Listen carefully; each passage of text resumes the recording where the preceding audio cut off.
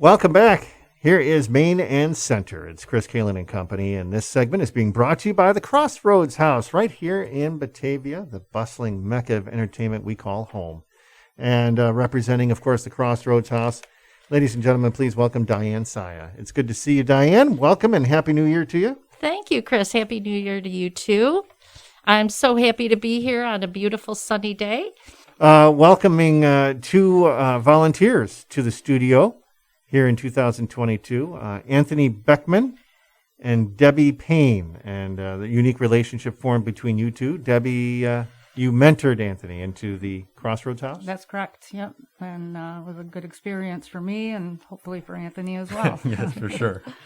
Excellent. Well, I'm looking forward to getting to know you all. I usually do a little biographical questions first to get you started. But first thing, Beckman, I know that name.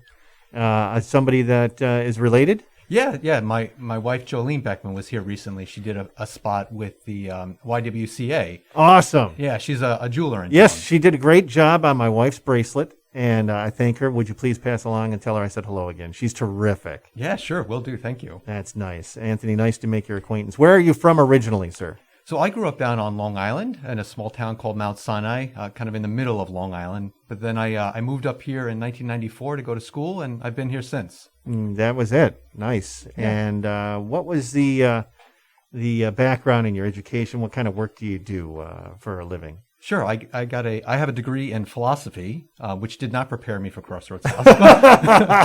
But right now I work at the University of Rochester. I'm an administrator there. I help faculty with their research projects. Oh, terrific. Yeah. Very good. I'm all about the education.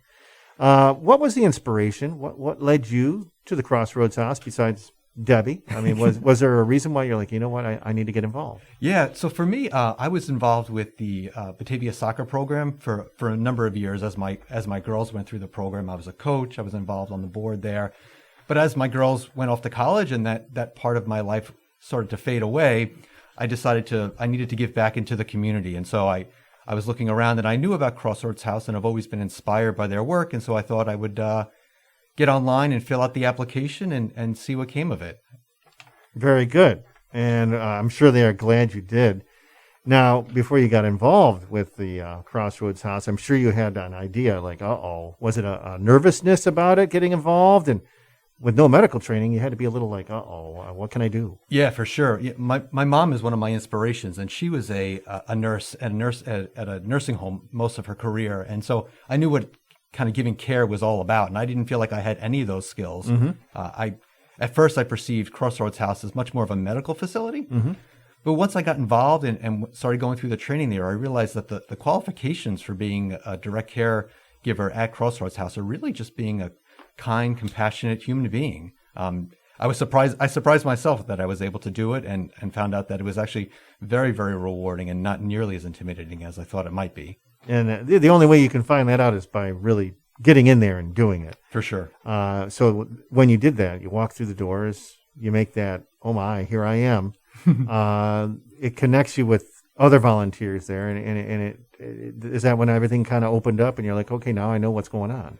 Yeah, it was from the moment I got there, as Debbie will mention, she was my mentor in this process. And from the moment I got there, she sort of welcomed me in, made me feel comfortable, made sure that I was ready to do what we needed to do. And then step by step took me through the process of caring for the caring for the residents, meeting the other volunteers, never sort of judging the fact that I didn't have a clinical background or a medical background, always, meeting me where I was at and then helping me along. And it really was a fairly seamless experience. I think there's a story that's shared between you and Debbie that we can, I think I'll have her share with you together Sure. regarding a personal experience with a resident, some personal care. And we'll get into that. You could do that together. Debbie Paine, welcome. I'd like to learn a little bit about you. Where are you from originally? I have lived in Batavia all my life. My families, both sides of my parents' families were Batavians, and that's one of the reasons I'm at Crossroads House. It was actually my grandparents' house in the late 60s and early 70s when they were the caretakers of the Presbyterian church next door. Oh, wow. So I've always had that little connection and always had my eye on what's happening with that house over the years. So you've seen it when it was a residence long before it became a Crossroads. Absolutely. That's really interesting. Very cool. Graduated out of Batavia. Did you go to university at all or career? I went to community college. Yep. I had hoped to be a math teacher or applied math was my thing. And life, and ended up, I now work at Arctic Refrigeration. Can I plug that a little Sure. bit? Yeah, And, they're on the air with us all the time. Great place to work, yes, and that's where I'm at now. Terrific. Well, I'm glad that you took the time to come in and speak with us today. How did you become a volunteer? Obviously, you knew of the house, and then Yeah. it became Crossroads House. What led you to think, okay, I need to get involved? What was the inspiration? Well, as I said, I had always kind of been watching. I saw when Crossroads was opening, and when my son was in Boy Scouts, we would drop off things there, and they let me take a tour one time. And I thought, if I ever really rock solid have some time to give, this is the place I want to be. And like Anthony went online. They had a wonderful volunteer coordinator at the time that met with me, and I filled out an application, and I was headed to do anything there except caregiving. Checked everything I up, checked but every box but caregiving, and she convinced me to just give it a try and told me no obligation, no judge, just go try it. And I also worked with a great volunteer my first shift, and I was sold. And Excellent. I've been there ever since. How many years now? I think 10 or 11. Wow. That's awesome. Yeah. You average life usually of somebody to volunteer a couple of years, and then the novelty wears off. That's amazing. No, it's a wonderful place. Fantastic, Debbie. What keeps you coming back?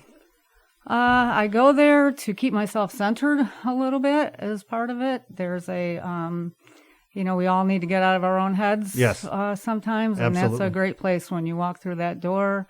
You leave everything about yourself behind, and you're focused on another person or two for 4 hours, and that stays with you, hopefully, for the week until you come back again. So you, after 10 years, you've achieved a mentor status. What'd you think of Anthony when he walked in? You're like, uh-oh. Well, first of all, we had been texting back and forth, just checking in on what shifts might be good. I was hoping he could do his first shift with me. Yeah. And when he came to the door, we realized we knew each other from our sons had been in school together. Oh, and terrific. Boy Scouts together. And it was kind of shocking, like, you're Anthony. And so that was, it was great. I mean, he's been a rock solid addition to our staff there. So connecting with the other volunteers, it's got to make the job not just more enjoyable, but looking forward to going to the next time and the next time with. What's the shared story between you two about the personal care of a certain resident? Something that you never envisioned, Anthony, that you would ever do. Yeah, it's actually the stories overlap. They're not the same stories. We had different residents, but it's interesting. As I had mentioned, I didn't expect that I would be able to do patient care. But on one of my first shifts, I was there with a gentleman who was fairly mobile, and he needed to use the restroom. And there I was with just he and I in the room. His family stepped out, and I was able to be fully present with him in that moment, sharing this very, very personal, very direct experience of helping him use the restroom. Yeah. And making sure he, maintained his dignity throughout that. And afterwards, it was just sort of, as I got home that night, just reflecting on, wow, like I did that. I was there. And I think I did a great job, and it was a really powerful experience, and it's one of the reasons why now I have the confidence to keep going back and keep giving care for the residents. Debbie, did he do a good job? He did. He excelled. That's when the pressure's on. That's when you put the pressure on yourself. You're like, oh my, am I going to be able to do this? Right. Yeah. Exactly. And the resident was probably totally didn't bother them at all. Probably... Yeah. Actually, the main thing that I provided them at the time was make sure they didn't fall asleep. Oh, that's awesome. We are talking to Anthony Beckman, volunteer at the Crossroads House, and Debbie Paine, Anthony's mentor. And Anthony, how many years you got now? So I've only actually been at the house for about 9 months volunteering. So your first year? Yep, my first year. But he's already out of that rookie realm? Absolutely. That's awesome. Recommendations for people that are considering volunteering? Because they don't have to do what you do. they can do so many other things. There are a lot of roles there, but I would encourage anyone that thinks that they don't have it in them to be a personal caregiver to do as I did, give it a try. We have an excellent mentor and shadowing options to, kind of get people into the groove of how we do things there. And again, no obligation, but I think you'll find that you might have it in yourself as well. If you're a compassionate person and you're looking for a way to give just 4 hours a week, please try it. Tremendously rewarding. It is tremendously rewarding. And I can't stress enough that the training that's given through Kathy Penapendo does a great job, kind of classroom type training, and then the mentoring program where you're side by side with experienced volunteers kind of doing the direct care. It made me feel that much more comfortable. That's important. Yeah. I mean, when you're there, and there's a big difference between being thrown to the wolves. Right. And that's totally intimidating. And then you have a mentor there and you can just sit and watch. And I'm sure she didn't put any pressure on you either. So that's what's keeping you coming back. For sure. Yeah. And now, getting to know the residents, getting to know the other volunteers, it's just this amazing experience.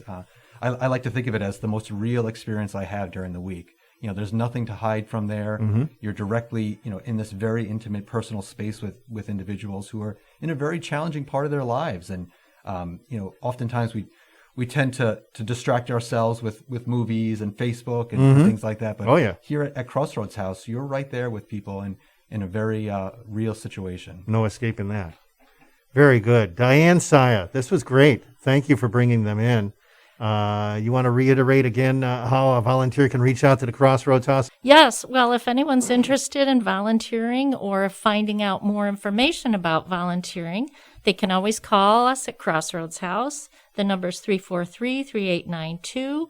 Emily Crawford is our coordinator of volunteer services, and she'll be happy to answer any questions you might have. If you have the internet, you can go to our website, crossroadshouse.com.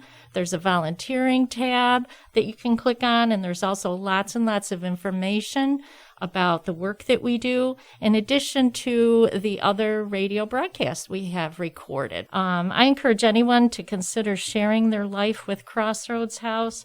You might find the purpose that you're looking for. I agree. Diane, Anthony, Debbie, thank you so much for taking the time to come in and talk to our listeners today. Thanks, Chris. you. Thank you. This segment of Main and Center has been brought to you by the Crossroads House.